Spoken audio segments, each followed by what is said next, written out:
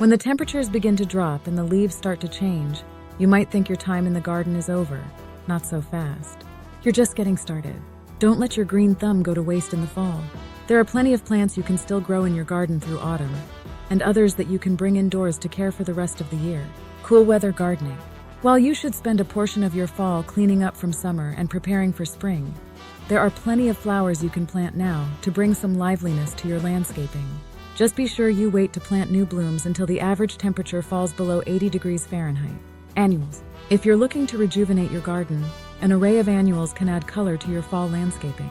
Pansies and violas can bloom through November, and sometimes even longer, depending on your area's temperatures and the first frost date.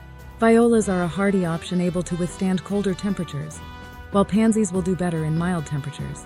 Chrysanthemums, mums, are another great option for their hardiness. While technically a perennial, many people treat mums as annuals when planted in autumn in regions that experience a colder fall and winter.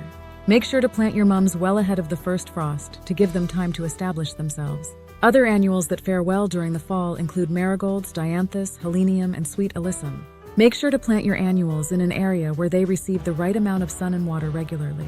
Adding a layer of mulch helps some annuals return in spring in warmer climates. Trees and shrubs. If you're thinking about adding a tree or shrub to your yard, consider planting it at least 4 weeks before the ground freezes.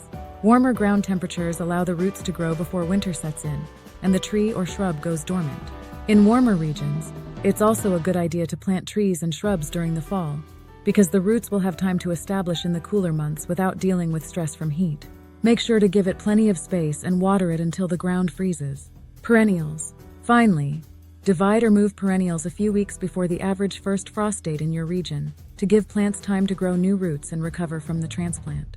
Moving perennials can give these flowers more room to grow, improve access to light or shade, and provide better soil conditions, as well as giving your landscaping a refresh. Some varieties to consider replanting include bearded iris, daylily, veronica, peony, astilbe, and bleeding heart. Make sure to give your perennials plenty of water and a layer of mulch in their new home. Moving plants inside. If temperatures are falling, it might be time to move some of your plants indoors. Whether tropical plants, annuals, or bulbs, many plants need warmth to survive. If you're considering bringing some of your plants indoors, you'll want to take a few things into account. When to bring your plants inside. If temperatures fall below 50 degrees Fahrenheit overnight, you should bring the plants indoors. However, the process isn't as simple as just bringing them into your house. You'll need to take time to make sure they acclimate to their new environment. Preparing your plants. Before bringing plants in, make sure they don't have pests tagging along on the leaves or moss and mold growing on the pots. And check your soil for pests too. Many of these insects will be near the surface, so do a little digging to make sure the soil is free of tagalongs. If a plant has grown over the warmer months, you may also need to prune or replant it in a larger pot.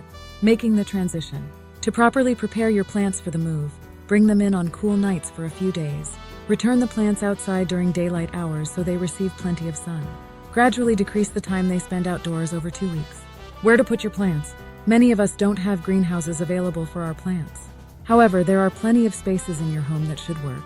Try to maintain an indoor temperature between 55 degrees Fahrenheit to 70 degrees Fahrenheit, and be sure to keep the plants away from drafty areas and heat sources. Provide the plants with sunlight by placing them next to a window.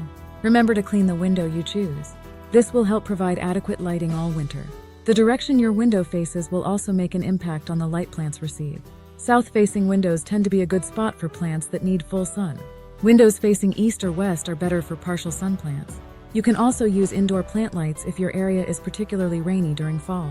You'll also want to offer your indoor plants plenty of humidity. A good way to do this is by setting up a humidity tray using the following steps. 1. Find a shallow tray that is large enough to hold your plants in their pots. 2. Fill the tray with pebbles or small rocks. 3. Add water to just below the top part of the pebbles and set the plants on the pebbles. 4. Avoid letting the bottom of the pot touch the water, since this can lead to unwanted root rot. 5. The tray water will eventually evaporate and provide the humidity your plants need. Avoid overwatering your plants by only watering when the soil surface is dry to the touch. Overwatering can be as deadly to a plant as underwatering. Although fall has arrived, you can still spend plenty of time enjoying your garden, both inside and out. So throw on your gardening gloves and grab your watering can.